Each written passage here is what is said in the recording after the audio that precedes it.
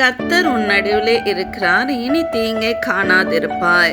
ஒருவேளை மனிதர்கள் உங்களுக்கு விரோதமாக தீங்கு செய்ய நினைக்கலாம், உங்களுக்கு விரோதமாக மந்திரவாதம் செய்யலாம், உங்களுக்கு விரோதமாக சதிகள் பண்ணலாம், உங்களுக்கு விரோதமாக பல நபர்களை தூண்டி விடலாம், உங்களுக்கு விரோதமாக வேலை செய்கிற ஸ்தலங்களில் உங்களுக்கு விரோதமாக அநேகர் எழும்பலாம்.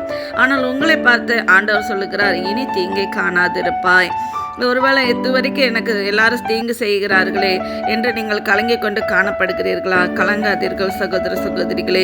வானத்தையும் பூமியும் உண்டாக்கின ஆண்டவர் சொல்லுகிறார், நான் உன் நடுவில் இருக்கிறேன், உனக்கு விரோதமாக உருவாகும் எந்த ஆயுதமும் வாய்க்காது என்று ஆண்டவர் சொல்லுகிறார்.